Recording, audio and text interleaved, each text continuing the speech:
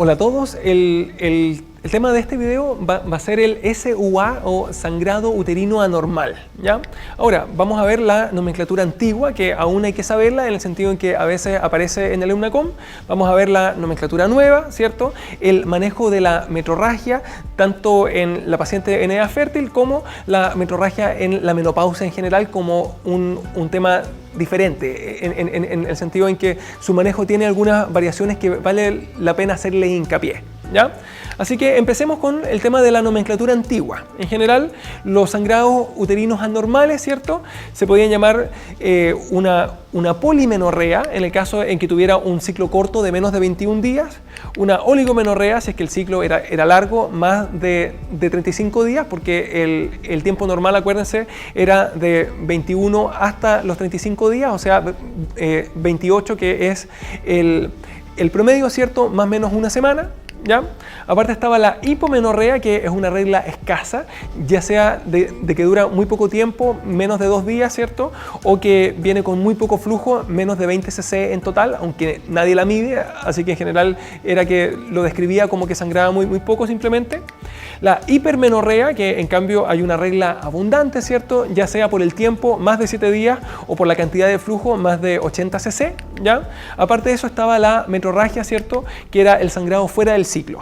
Entonces fíjense, ciclo largo, eso es una oligomenorrea, ¿ya? Regla larga, en cambio eso es una hipermenorrea, ¿ya? Ciclo corto, eso es una polimenorrea, en cambio regla corta, eso es una hipomenorrea, así que tengan harto cuidado en no confundir esas cosas cuando viene con muy poca como información en la pregunta, ¿ya?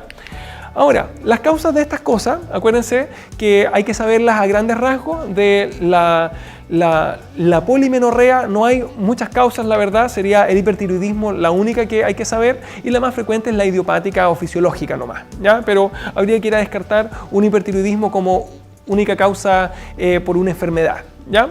La oligomenorrea, ya lo vimos, si se acuerdan, son similares a las de amenorrea, que era la ausencia de flujo por 3 meses, por 3 ciclos, ¿cierto?, por 90 días, ¿ya?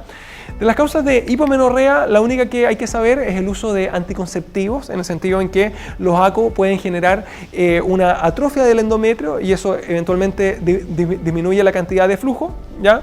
La hipermenorrea, eso sí lo vamos a ver con harto detalle después, pero están los miomas, los pólipos endometriales, algunas alteraciones de la hemostasia, como la enfermedad de von Willebrand, por ejemplo, la adenomiosis. Fíjense, ninguna enfermedad que sea maligna, son puras causas benignas, las causas de hipermenorrea.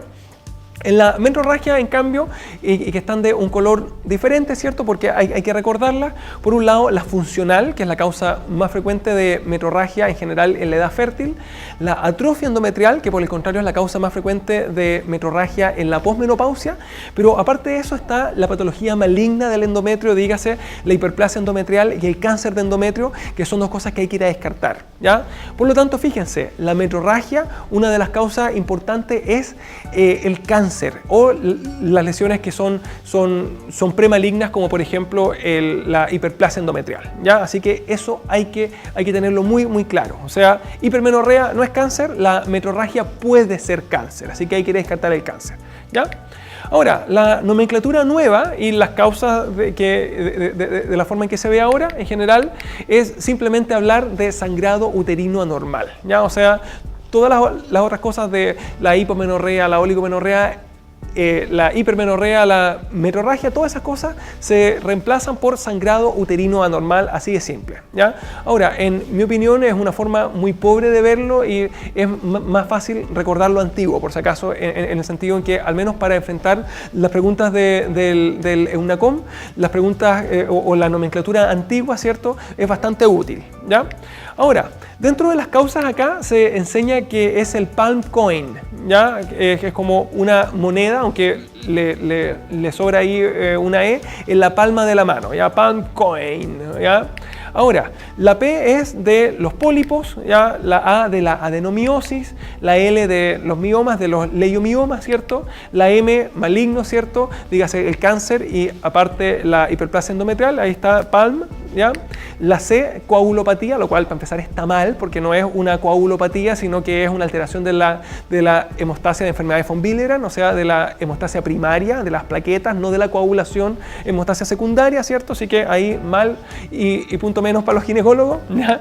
Aparte de eso, la O, los ovarios disfuncionales, como el SOP, ¿ya? La anovulación. La E, la atrofia endometrial o las causas endometriales en general, ¿ya? La I, iatrogénico, ejemplo, algún fármaco, el trauma postquirúrgico, etcétera, ¿ya? Y la N es la idiopática o no clasificada o sin una causa en particular, ¿ya?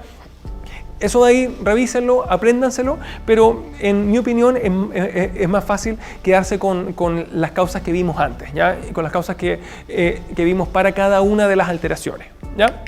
Ahora, el manejo de la metrorragia en una mujer en edad fértil sigue un orden, y ese orden hay que saberlo y hay que recordarlo, ¿ya?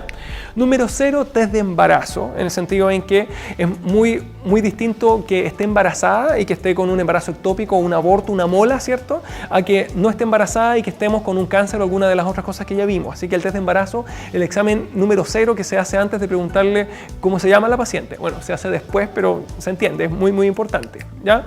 Número 1, ahora sí, la ecografía transvaginal, el examen del enfrentamiento del sangrado uterino anormal en general y de la metrorragia en particular es con la ECO-TB, ¿ya?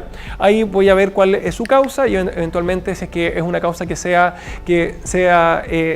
tratable, ¿cierto? La voy a manejar, ¿ya? Número 2, la biopsia endometrial, en el sentido en que, acuérdense que puede ser un cáncer, así que si la ECO-TB no me muestra una causa, o bien, si es que me muestra que el endometrio está raro o grueso, que haya una hiperplasia endometrial o algo que parece un cáncer, hay que biopsiarlo porque hay que descartar el cáncer, ¿ya? De hecho, en particular hay que descartar el cáncer y la hiperplasia endometrial, y esta biopsia de endometrio se hace mediante el mecanismo PIPEL, ya que lo bueno de la biopsia PIPEL es que no requiere de anestesia y se hace en el mismo box de atención ginecológica, por si acaso, así que es de elección, ¿ya? Ahora, ¿qué cosa pasa si es que la eco ve miomas? ¿Ya? Así viene con un sangrado uterino anormal, le hago la eco y viene con 2 miomas, uno intramural y otro submucoso, por ejemplo, ¿ya? La conducta ahí va a depender según si es que se ve una hipermenorrea, que ahí uno dice la causa de la hipermenorrea efectivamente va a ser el mioma, ¿ya? Así que la conducta va a ser el tratamiento de los miomas. Y por otro lado, si es que lo que tiene en cambio es una metrorragia, ahí uno se acuerda que los miomas no son causa de metrorragia, sino que de hipermenorrea, ¿cierto? Así que en ese caso la conducta es biopsiarlo porque todavía yo no sé si es que hay una hiperplasia endometrial o un cáncer y hay que descartarlo con la biopsia de endometrio, ya que BEM significa biopsia endometrio, ya la biopsia de endometrio. Entonces, fíjense, si bien el orden es la eco y la biopsia, aún así es útil para las preguntas de EUNACOM hacer la diferencia entre la hipermenorrea, por ejemplo, y la metrorragia, ¿ya? Algo que no está acá, pero es cuando yo hago el estudio de la enfermedad de von Willebrand o de las alteraciones de la hemostasia en general, como son cosas genéticas, en general es cuando la hipermenorrea es en una niña, ya que desde la regla inicial que viene con las reglas abundantes, o bien cuando viene con una clínica de alteración de hemostasia primaria en general, así con epistaxis, con petequias, con esas cosas, ahí se estudia, después de haberle hecho la eco transvaginal, habitualmente se estudia con las pruebas de la hemostasia en general, ¿ya? Ahora, el manejo de la metrorragia en la posmenopausia es un poquito distinto, ¿ya? Número 1, se inicia el estudio con la ecografía transvaginal, en el sentido de que a los 60 años ya es imposible que esté embarazada, ¿cierto? Así que el test de embarazo ya no va. Y acá va a depender del grosor del endometrio. Si el endometrio está muy delgadito, está menos de 4 o 5 milímetros, dependiendo en qué lugar lo vea uno, en general uno dice hasta 4 milímetros, hasta 5 milímetros, ¿ya?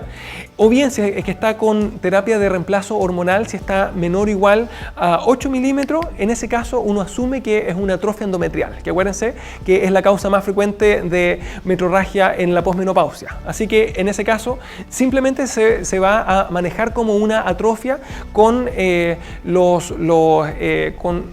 las hormonas, con los estrógenos locales o bien con los estrógenos vía oral, ¿ya? Ahora, si el endometrio en cambio está mayor a los 4 o 5 milímetros, ¿cierto? O en el caso de que esté con terapia de reemplazo hormonal esté mayor a 8 milímetros, y estos cortes hay que saberlo así de manera exacta, ¿ya? En ese caso se va de biopsia de endometrio igual, ¿ya? O sea, en la mujer posmenopáusica el manejo es el mismo, la ECO-TB y luego ¿cómo se llama? La biopsia de endometrio, con la gran diferencia que eventualmente uno no la biopsia, ¿cierto? Si es que el endometrio sugiere una atrofia endometrial, o sea, si es que está muy delgadito abajo de los 5 milímetros o abajo de los 8 milímetros en el caso de que sea una terapia de reemplazo hormonal la que esté recibiendo la paciente, ¿ya? Ahora, ¿qué pasa si está asintomática, pero yo le hago una eco transvaginal y me muestra que el endometrio está engrosado? En ese caso, si el endometrio está mayor a 11 milímetros, debo biopsiarla igualmente, ¿ya? Así que, en resumen, las indicaciones de biopsia de endometrio en la posmenopausia son: 1, endometrio grueso, arriba de 11 milímetros. 2, la metrorragia más un endometrio que esté suficientemente grueso, arriba de 5 milímetros o de 8 milímetros si es que está con una terapia de reemplazo hormonal. Así que esos 3 números que están en rojo tienen que aprendérselos de memoria porque son preguntas que aparecen en el EUNACOM seguro, ¿ya?